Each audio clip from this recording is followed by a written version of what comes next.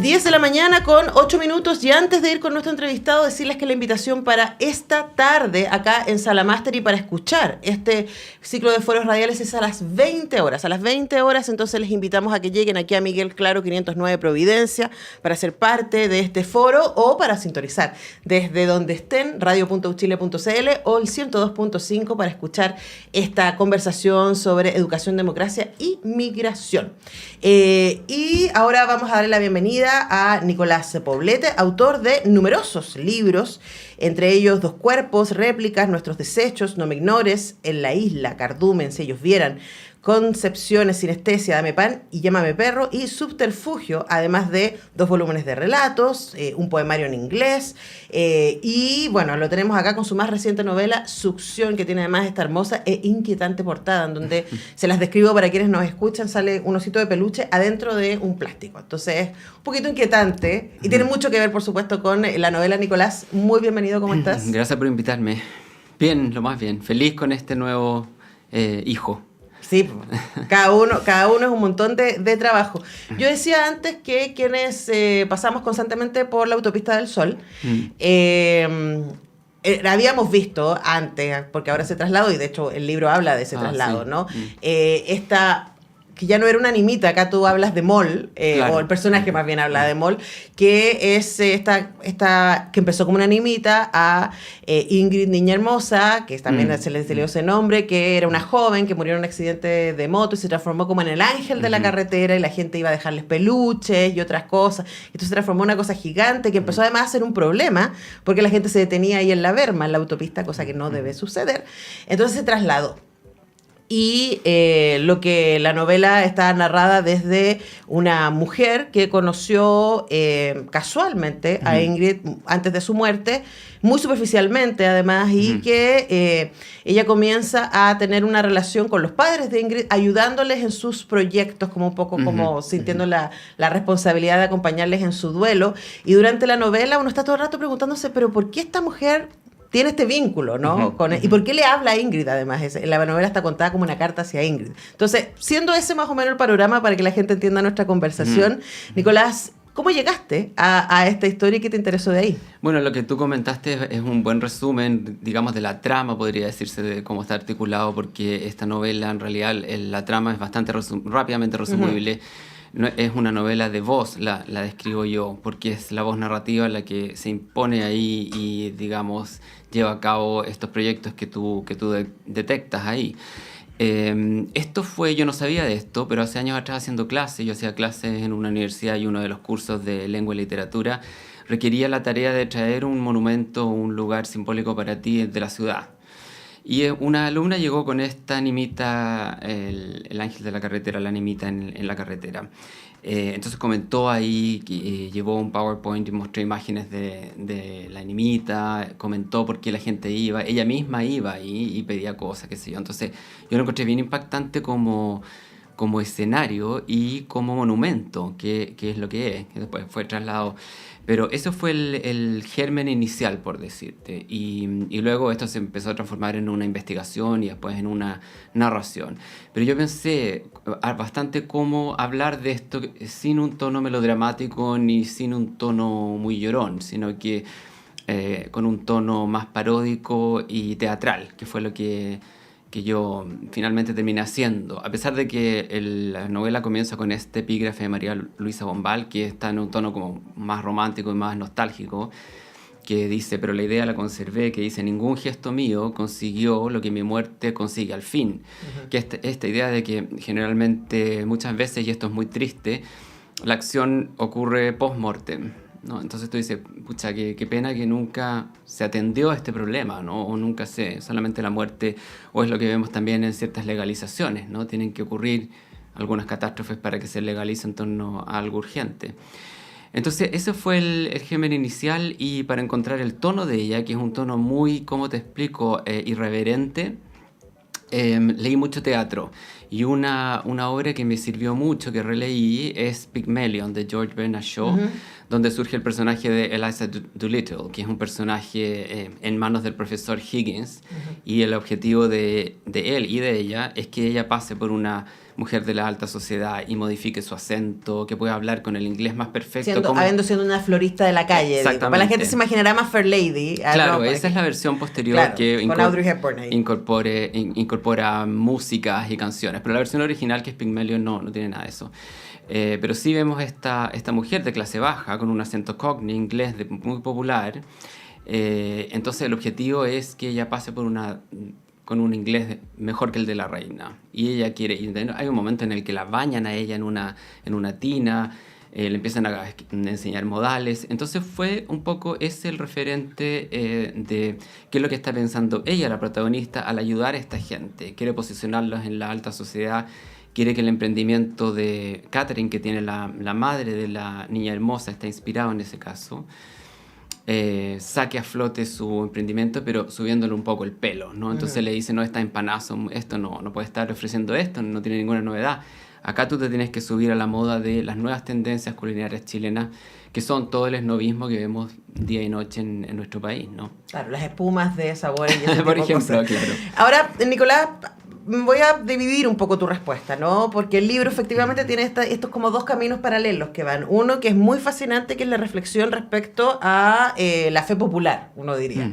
Y uno se pregunta, y tampoco lo explicas en el libro, uno ve más bien el efecto, no el origen, de en qué momento esta mujer se transforma en una santera. O sea, en qué momento la gente empieza a sumarse y a dejarle regalos y a pedirle cosas, pero también a agradecerle cosas y a instalar su fe en este espacio que es pagano, claramente, ¿no? No es una santa reconocida por la iglesia. O sea, y que está ahí, ojo, o sea, y si ustedes pueden verla ahora en su versión formal, que tiene una entrada más controlada, en el camino ahora está de oriente a poniente. Antes estaba de poniente a oriente, la entrada para el santuario de Ingrid, la niña hermosa. Y es muy interesante ver cómo se institucionaliza algo que empieza siendo muy, digamos, popular y que nadie sabe cómo empezó. Y tampoco lo explicas. Es como, ahí está. ¿Qué te interesó de ese fenómeno también? Bueno, yo eso lo encuentro fascinante. Yo no soy religioso, pero tú sabes que esto es una realidad neurológica. En todas las culturas hay algún tipo de religión, ¿no? Nosotros tenemos un espacio psíquico que debe ser llenado con algún tipo de espiritualidad, no necesariamente una religión convencional como la católica, la judía, etcétera, sino que con un componente espiritual que es muy importante para tu vida. Entonces, porque la diferencia entre religión y espiritualidad es que en la religión tú tienes las respuestas, en la espiritualidad tú estás cuestionando cosas, ¿no? No tienes las respuestas. Entonces yo creo que para mucha gente la religión no alcanza o resulta muy insuficiente como para saldar tu necesidad espiritual. Y por eso surgen estas manifestaciones que en nuestra idiosincrasia es muy rico culturalmente, la tradición de las animitas. Hay animitas en otras partes del mundo como España, ponte tú, pero en Chile tenemos una cuestión muy particular, es una mezcla, un sincretismo cultural entre religión, porque si tú vas ahí ves deidades y ves efigies religiosas de todo tipo, pero también todo otro tipo de cosas, Barbies, peluche. Entonces hay una mezcla que yo creo que es muy única en nuestra idiosincrasia. Yo creo que todos necesitamos de una u otra manera una interlocución. Probablemente es eso, una interlocución espiritual, que alguna gente lo puede llenar con un psicoanalista, por ejemplo, y otra gente lo puede cursar con una peregrinación hacia este altar. Entonces, si tú vas ahí, tú ves lo que la gente escribe, hay cuadernos y hay tarjetas, y muchos piden, como dices tú, un favor, que le conceda un favor, otros agradecen.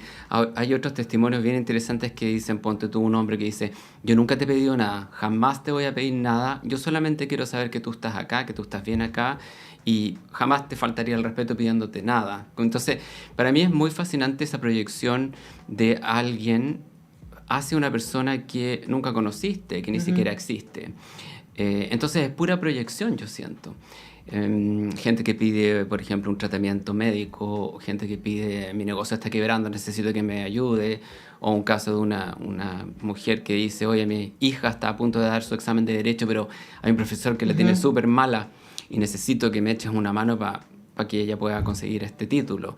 Entonces, esas son... Es bien fascinante. Sí, yo creo que sí. Ahora, imagen, además, o sea, es imaginante en nuestra, o sea, es fascinante en nuestra realidad, como imagen literaria, es muy potente también. Y ahí juega ahora lo entretenido, por ejemplo, a mí me ha parecido la novela Succiones, que ese es como el escenario en donde la novela no se trata de ese fenómeno, sino más bien es el fenómeno en donde se transcurre la historia, y aquí el fenómeno por el que uno se pregunta es el vínculo. Uno está todo el rato pensando por qué esta mujer, Sarai, que es una mujer de clase alta, que trabaja en un gimnasio, que es absolutamente, está muy enfocada en su cuerpo, y de hecho ella va a andar en bici, porque es profe de spinning, va a andar en bici ahí en la autopista del Sol, porque ella toma este proyecto de hacerse cargo un poco de que los papás de Ingrid, los deudos, puedan tener una mejor calidad de vida. Y ahí conocemos un poco su propia historia. Ella no aparece la mamá, está el papá, que tiene además una relación erótico-afectiva con el jardinero, Claro. Y ahí uno me dice, bueno, igual aquí hay una cosa de clase súper interesante que está cruzando las relaciones, ¿no? Los vínculos entre ella y su papá y el resto del mundo. Hablemos un poco también de lo que tú quisiste presentar ahí. Mira, yo creo que, y eso tiene que ver con el título, que es succión, que es el acto de succionar como metáfora, ¿no? Pero también literalmente, porque ella, el vínculo, claro, como dices tú, no hay madre, ella es producto solamente de un padre. Yo no fui consciente de eso en el momento que lo escribía, pero después probablemente había algo ahí, porque mi tesis doctoral fue sobre monstruosidades, y tú sabes que el monstruo, digamos, ejemplar es Frankenstein. El doctor se llama Frankenstein, el monstruo no tiene nombre, pero es una producción de un hombre y otro hombre, no hay intervención femenina. Entonces, en el caso de esta novela pasa lo mismo. El padre tuvo esta guagua, nadie sabe bien cómo y nadie explica. Y ella tampoco se lo cuestiona mucho, pero el padre fue tal el vínculo con ella que la llegó a amamantar a ella, a su propia hija. Entonces es bastante freak la situación familiar de ellos. Y ahí hay un círculo, ¿no? De cierre con la novela también. Claro, exacto, porque al final ella le regala eso como un poco más teatral, le regala un extra. Dice, ¿qué le puedo regalar a mi papá? Mi papá tiene de todo, y realmente no hay ningún regalo que le haga justicia a lo buen padre que ha sido, porque es una relación bastante plena entre ellos dos. Y le regala al final un extractor de leche para que el padre pueda sacar su propia leche. Entonces, es un poco estrambótico, pero en el fondo lo que hay detrás de esta idea y del título, como te decía, Succión, que durante mucho tiempo yo trabajé con el título de Usurpación, es también lo que hemos visto en nuestra sociedad cuando tú te apropias de una causa que no es tu causa. Entonces, como un tipo de oportunismo, ¿no? Lo vimos mucho en el estallido social, por ejemplo, lo vemos mucho en los chaqueteos de gente que circula entre partidos políticos, por poner ejemplos de esa esfera. Pero yo creo que ella, claro, es como, ellos son unos filántropos medio excéntricos y tienen en la mira ciertas víctimas, ciertas presas que van a recibir su ayuda, ¿no? Entonces es como, a ver, hay una cuestión muy jerárquica cuando dice, yo te voy a ayudar a ti. Pero a mi manera. Claro. Y te voy a transformar en lo que yo quiera. Ahí viene el Pigmalión, ¿no? Porque claro. Betty, la mamá de Ingrid, ella tiene su cocinería, ella hace empanadas, etcétera. Y llega Sarai y le dice, no, esto ya no va, vamos a hacer esta otra cosa. Se me va el tiempo, Nicolás, y lo último que te quiero preguntar, yo no dejaba de pensar en que la protagonista, esta chica de clase, ¿cierto? No sé qué, se llama Sarai, y Dios le pone el nombre de Sarai a Sara cuando se ríe de la posibilidad del milagro que ella, siendo una mujer avanzada, pueda tener hijos de Abraham, ¿no? Esto está en la Biblia, en el Antiguo Testamento. Yo no podía, ahí se me sale el pasado canuto de estudios bíblicos que una tiene, y yo no dejaba de pensar en esta imagen de Sarai, que es la que no cree en milagros y no puede tener hijos, finalmente sí tiene, pero ¿cuánto tiene que ver eso también con esta obsesión de delegar, ¿no? Y de ser hija, porque de ahí ella va a tener hijos a través de Agar, eso es lo que dice. Bueno, y ahí viene el conflicto israelí-palestino, la base profunda, mítica por lo menos. Sí. Entonces, ¿cuánto de eso también tiene que ver un poco con este personaje que delega un poco los afectos, ¿no? hacia otros lados? Sí, eso es verdad. Ella tiene un poder, tiene mucho poder y control. Ella no es muy consciente de su autoritarismo, pero tiene mucho poder y control y claro,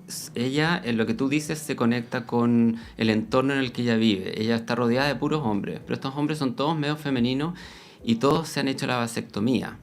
Entonces ella necesita controlar no solamente el circuito de la población y a los hombres de los que está rodeado, sino que también está en este camino un poco más digamos, ¿cuál sería la palabra? Como más revolucionario, porque ella dice que no cree en Dios, ¿no? Ella, de hecho, tiene una amiga en el gimnasio que es evangélica, y ella como que se burla y dice, oye, esto no tiene ninguna relación. Entonces también hay una, ¿cómo te digo? Como una ironía en el nombre de ella, al ser una persona abiertamente atea. Claro. Y también tiene que ver con el rol que escoge situarse a sí misma en esta historia. Bueno, Succión de Nicolás Poblete está en librerías, está publicada por Cuarto Propio, la pueden conseguir en las redes de Cuarto Propio y también, por supuesto, en librerías. Nicolás, muchas gracias por acompañarnos esta mañana. Muchísimas gracias por las interesantes preguntas. Gracias. Bueno, nosotros tenemos que ir a la música, a la pausa y al regreso vamos a estar conversando con Marta Gómez.